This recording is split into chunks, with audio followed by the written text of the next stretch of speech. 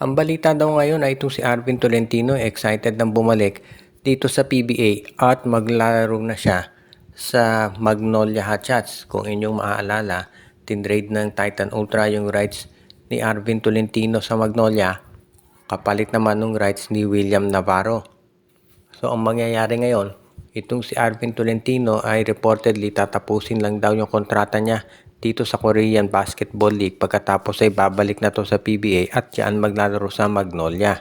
Interesado raw to si Arvin Tolentino na bumalik sa PBA at sa tingin niya marami siyang magagawang tulong para dito sa Hotshots.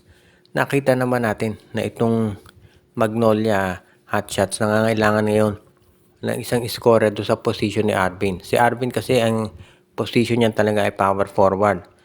Actually, given, no, let's say bumalik na si Arvin Tolentino, posibleng maging starting 5 ng Magnolia niyan.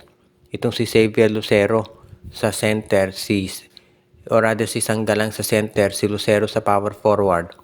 Itong si Arvin Tolentino sa small forward. At sa backcourt naman, of course, nandiyo si Jerome Lastimosa at si Paul Lee o si Mark Baroka. Itong si Arvin Tolentino pwedeng mag-small forward, pwedeng mag-power forward. So, pwede silang mag-alternate, magpalitan ni Xavier Lucero sa power forward o pwedeng mag-center si Xavier, power forward naman si Arvin. So, maraming magandang possibilities pagdating sa balasahan ng tao kay LA Tenorio. At yan siguro dahilan kung ba't niya ito gustong makuha. At yan din siguro dahilan kung bakit itong si Javi Gomez de Leano ay hindi na masyadong nagkakaroon ng playing time sa Magnolia dahil siguro nakikita ng Magnolia na pag dumating si Arvin, hindi rin naman nila ito masyadong magagamit na. Kaya nga malamang i-trade na to at yan ang matunog na balita nga na gagawin daw nitong Magnolia Hotshots. Ang isa pa raw player na posibleng bumalik na ay si Jamie Malonzo. Alam natin na iyan ay naglalaro ngayon sa Japan B-League pero ang balita ay baka daw ito'y bumalik dito sa PBA. Yun nga lang, yung pagbalik ni Malonzo hindi katulad nitong sa sitwasyon kay Arvin Tolentino. Yung kasing rights ni Malonzo ay nasa Barangay Ginebra pa pero wala pa tayong ideya kung ito'y gusto pang manatili sa Barangay Ginebra o kung ang Ginebra gusto pa siya. Kasi usually ang nangyayari dito, no, kapag itong si Jamie Malonzo biglaan yung pag-alis niya dito sa Barangay Ginebra. Ibig sabihin meron siyang existing contract dyan at nag-request siya na i-release ng Ginebra. Pumayag naman ang Ginebra.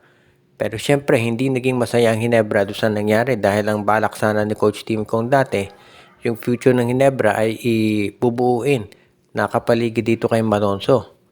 Pero kung katulad niyan at bigla nang umalis itong si Malonzo, naiwan ang Ginebra ng walang power forward. Eventually, nag-rebuild itong Barangay Ginebra at nanalo nga sila ng kampyonato noong lang last conference.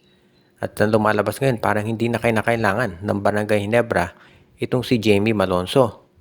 Nadagdag nga nila si Malonzo doon sa lineup, baka magbago pa yung chemistry ng team. So if ever bumalik si Malonzo dito sa PBA, baka ang gawin na lang ng Barangay Ginebra ay trade yung rights nito sa ibang team at sigurado marami kukuha dito kay Jamie Malonzo. Posible na mapunta yan sa TNT, pagkapalit ng rights ni Ray Parks o malay natin sa iba pang mga teams katulad ng Converge, Titan Ultra or Phoenix. Depende na lamang sa mapag-uusapan kaya sigurado na magiging isa to dito sa magiging punto ng usapan ng marami kung sakasakali nga. Sa dalawang nabanggit kay Malonzo Tolentino mukhang mas malaki pa yung tsansa na mapaaga balik ni Malonzo kumpara dito kay Arvin Tolentino dahil si Tolentino mas magandang tinatakbo ng karera sa Japan B-League.